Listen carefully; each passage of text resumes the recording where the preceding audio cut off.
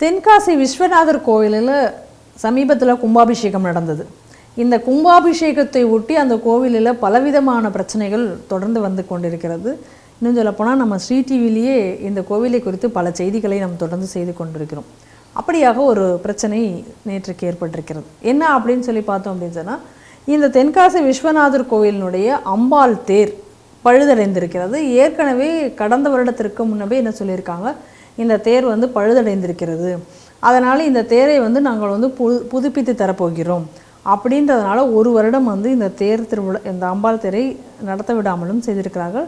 இதை வந்து ஒரு பெரிய இந்த வருடம் அந்த கும்பாபிஷேகத்திற்கு முன்னாடியே புதிய தேர் செய்யப்பட்டு வெள்ளோட்டம் விடப்படும். இப்போ மாசி உற்சவத்தின் போது இந்த தேர் வந்து வரும் அப்படின்னு சொல்லி எல்லாம் சொல்லியிருந்திருக்கிறார்கள். அது குறித்து ஒரு பெரிய நோட்டீஸும் கூட அறநிலைத்துறை சார்பாக எழுதி அங்கே ஒட்டப்பட்டும் இருக்கிறது. அதுக்கு வந்து இந்த தேர் பழுதடைந்திருக்குது என்பதற்கு அந்த தேர் செய்யக்கூடிய ஆசாரியினுடைய இதோடு அங்கே எழுதியெல்லாம் வச்சிருக்கிறார்கள். இந்த நிலையில் நேற்றுக்கு மீண்டும் பழைய தேரே வந்திருக்கிறது.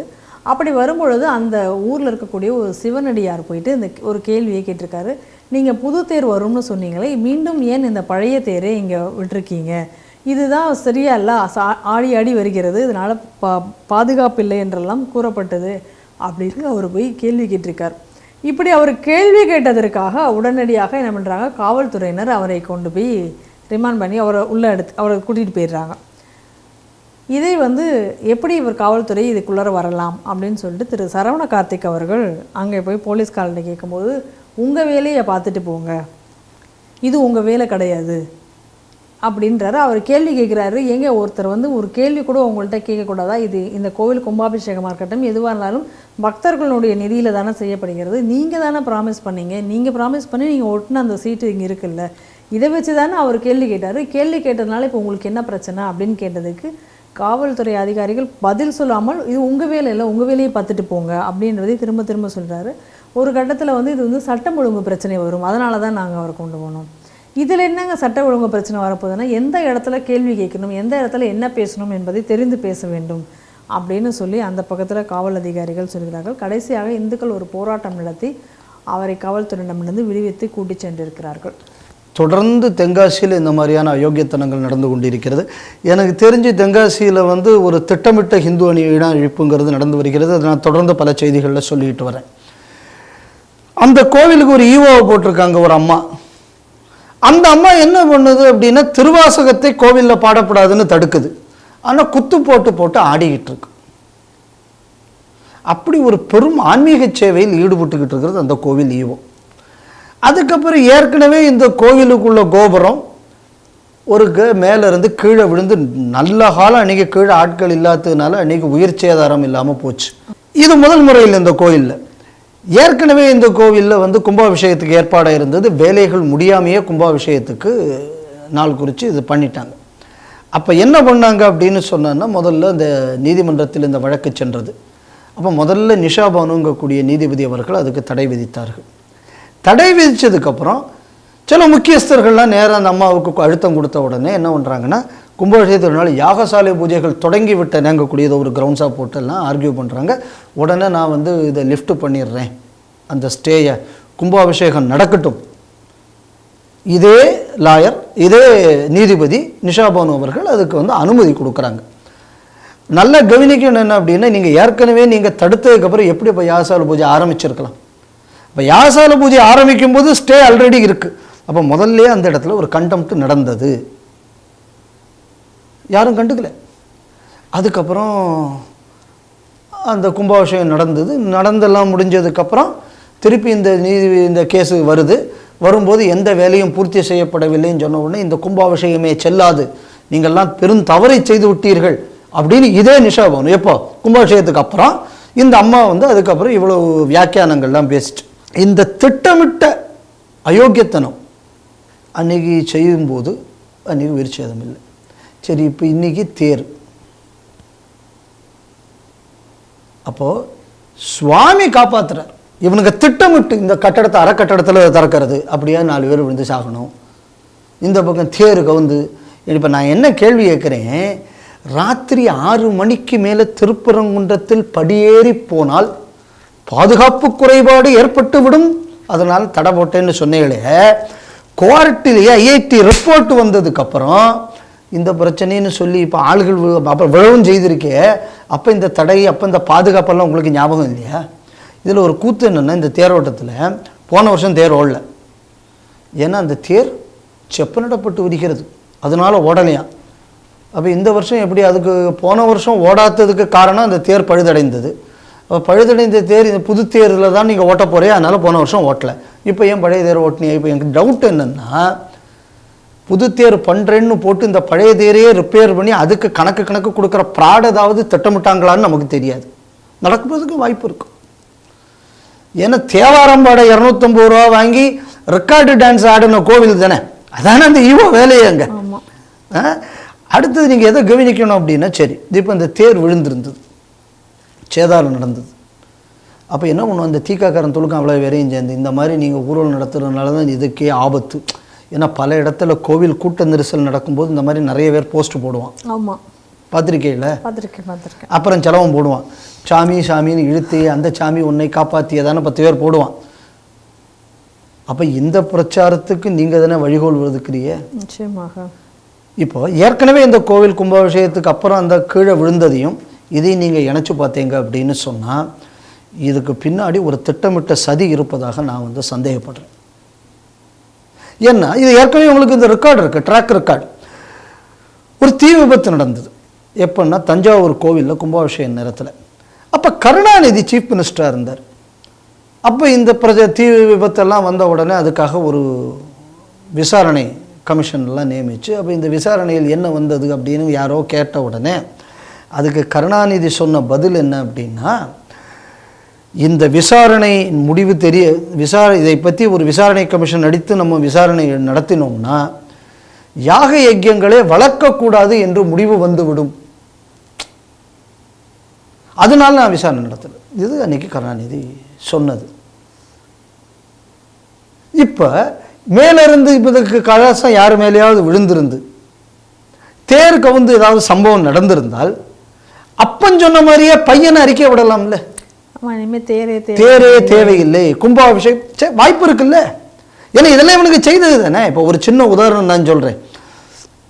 அதாவது ஏதோ நபர்கள்லாம் இந்த கூட்ட நெரிசல் இதெல்லாம் வரும்போது யாருன்னு எனக்கு ஞாபகம் இல்லை, அந்த கிரிக்கெட் விளையாட போகிறதும் இந்த கோவிலுக்கு போகிறதும் தான் இந்த நெரிசல் சாவுக்கு காவல். அதனால மனோ தங்கராஜ் அதனால தான் இந்த கோவிலே வேண்டாம்னு சொல்கிறோம். நான் சொன்னது இந்த மனோ தங்கராஜ் தானே? ஆமாம், மனோ தங்கராஜ் தானே? ஆமாம். அப்போ இந்த மாதிரி நீங்கள் சொல்வதற்கு இந்த மாதிரியாக சிச்சுவேஷனை அமைக்கக்கூடியதே அறநிலையத்துறை தானே. ஆமாம். இது ஒரு ஆங்கிள். இன்னொரு ஆங்கிளில் பார்த்தீங்கன்னா இதெல்லாம் திட்டமிட்ட இந்து படுகொலைகளுக்குள்ள சதி தானே. இது தெரியும் சார், இது தப்புன்னு தெரியும், தெரிஞ்சு நீங்கள் அதை செய்கிறீங்க அப்படின்னு சொன்னால் என்ன அர்த்தம்? ஒரு வண்டி எங்கேயா போய் இடிக்குது, இடித்தோடனே பிரேக் இன்ஸ்பெக்டர் வந்து எல்லாம் செக் பண்ணுவார். செக் பண்ணி வண்டியில் பிரேக் இல்லை, அதனால தான் இது இப்படி போய் நடந்தது. உடனே ஒரு விசாரணை நடக்கும், அந்த பிரேக்கு ஏன் போச்சு அப்படின்னு. அதுக்கு யாரோ ஒருத்தன் வெட்டினானா, இல்லைன்னா அதே கட்டு போச்சா, இல்லை இவன் சரியாக பண்ணலையா, நீங்கள் ஒன்றும் நடவடிக்கை எடுப்பீங்க. ஒரு வண்டி எஃப்சிக்கு போகுது. இப்போ எஃப்சிக்கு போகும்போது என்ன பண்ணுறீங்க, வண்டி எல்லாம் கரெக்டாக இருக்கா, பிரேக் கரெக்டாக இருக்கா, கிளச்சு கரெக்டாக இருக்கா, இன்ஜின் கரெக்டாக இருக்கா, புகை அதிகம் தள்ளுறதா, எல்லாத்தையும் பார்த்தானே எஃப்சி கொடுக்குறீங்க. ஆமாம். இப்போ அதே மாதிரி தானே நீங்கள் இந்த தேருக்கு வந்து எஃப்சி கொடுக்கல போன வருஷம். அப்போ எஃப்சி கொடுக்காத வண்டியை ஓட்டக்கூடியது எப்படி சட்டப்படி தப்போ, ஆர்டிஓ சட்டப்படி, அதே மாதிரி இதுவும் தப்பு தானே. நிச்சயமாக. அப்போ அப்படி ஒரு ஆள் ஒரு அனுமதி கொடுத்து ஒரு ஆக்சிடெண்ட் நடந்தால் அது கொலை குற்றத்துக்கு சமம்னு தானே நீங்கள்லாம் பேசுவீங்க. அப்போ இன்றைக்கி இதுக்கு நீங்கள் அனுமதி கொடுத்துருந்த என்னங்க, இன்றைக்கி ஹெச்ஆர்என்சி ஒரு கொலை முயற்சியில் ஈடுபட்டு இருக்கிறதுன்னு தானே இதுக்கு அர்த்தம். சரி, இவ்வளவு அடுக்கடுக்கான தவறுகள் அந்த கோவிலில் நடக்குது. இன்னும் அந்த அம்மா ஈவோவை ஏன் இவங்க வச்சுருக்காங்க அதே கோவிலிருந்து மாற்றாமல்? அப்படின்னு சொன்னால் அந்த ஈவோ நியமனமே இந்த மாதிரியான சதிக்காகவே செய்யப்பட்டு இருக்கிறது என்பது தெளிவாகிறது. அப்புறம் போலீஸ்காரர் சொல்கிறாங்களாம், இது உங்கள் வேலை இல்லை. இப்போ எதுடா எங்கள் வேலை? என் வேலை எதுன்னு தீர்மானிக்கிறதுக்கு போலீஸ்காரன் யார்?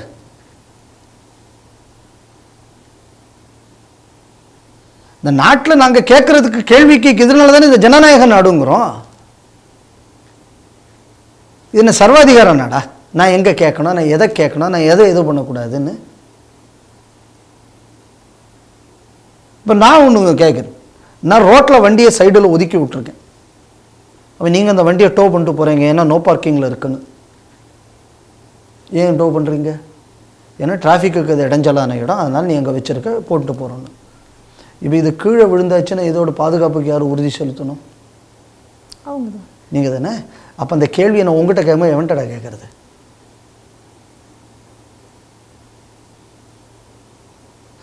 அப்போது இந்த போலீஸுக்குள்ள எண்ணமே ஒரு சர்வாதிகார எண்ணம். இது ஒரு அடிமைகளின், அதாவது என்ன சொல்லலாம் அப்படின்னா, நான் போலீஸ் டிபார்ட்மெண்ட்டில் இருக்கேன்னு இந்திய சட்டத்தை பாதுகாப்பதற்காகத்தான் நான் அந்த போலீஸ் டிபார்ட்மெண்ட்டில் வேலை பார்க்குறேன்.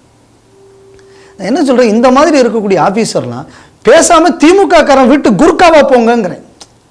இந்த நாட்டோட சட்டத்தை காப்பாற்றுறதுக்கு தான் உங்களுக்கு இந்த நாடு சம்பளம் கொடுக்குது.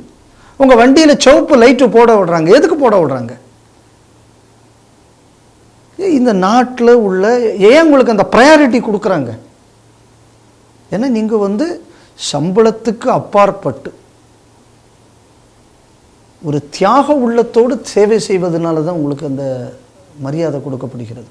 ஃபாஸ்ட்டாக போகிறதுக்கு வரத்துக்கு மட்டும் இல்லை. ஏன் ஃபாஸ்ட்டு, ஏன் உங்களுக்கு அந்த இது கொடுக்கப்படுகிறது?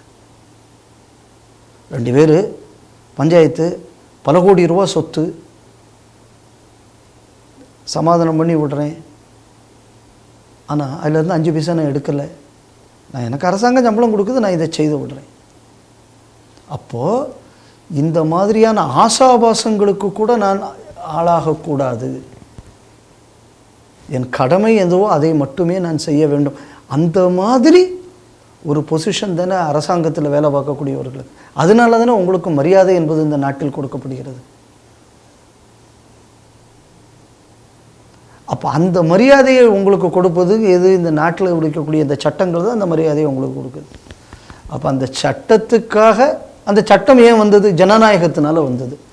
அந்த ஜனநாயகத்தை அடிப்படை உரிமையை நாங்கள் மதிக்க மாட்டோம், எனக்கு மேலே எனக்கு வேறு இருக்கக்கூடிய கட்சிக்காரன் தான் எனக்கு ஆள் அப்படின்னு சொன்னால், கூர்க்கா உத்தியோகம் பாருங்கள். ஏன் இங்கே வரைய நீங்கள் செய்யக்கூடியது என்னென்னா ஜனநாயகத்துக்கு செய்யக்கூடிய துரோகம் என்பதை நீங்கள் மறந்து விடாதீங்க. இன்றைக்கி இந்த கட்சி இருக்கும், நாளைக்கு இந்த கட்சி போகும். இன்றைக்கி இந்த கட்சியில் முதல்வராக இருக்கக்கூடியவரே நாளைக்கு இன்னொரு கட்சிக்கு போனாலும் ஆச்சரியப்படுறதுக்கு இல்லை. இப்போ அதான ட்ரெண்டு. அதிமுக முதல்வர், திமுகவில் ஐக்கியம். கொஞ்ச காலம் கழிஞ்சு திமுக காணாமல் போயாச்சுன்னா இதில் இருந்த முதல்வர் எங்கே ஐக்கியமாவார்னு நமக்கு தெரியாது. நிலையற்றது. அரசியல் என்பது நிலையற்றது. அதே நேரத்தில் அரசு என்பது நிலையானது. இந்த அடிப்படையை அதிகாரிகள் புரிந்து கொள்ள வேண்டும். ஆனால் இது எல்லாம் மீறி அங்கு உள்ள இந்துக்கள் இதற்காக குரல் கொடுத்தார்கள். இந்த அடக்குமுறையை மீறி ஒரு அடிப்படை உரிமைக்காக குரல் கொடுத்த அந்த இந்துக்களுக்கு ஒட்டுமொத்த இந்து சமுதாயமும் கடமைப்பட்டிருக்கிறது. இவங்க செய்கிற மாதிரி எல்லா ஊர்லேயும் செஞ்சோம்னா கூர்க்காக்கள் எல்லாம் போலீஸ்காரர்கள் ஆவார்கள். அவங்க போலீஸ்காரங்க தான்.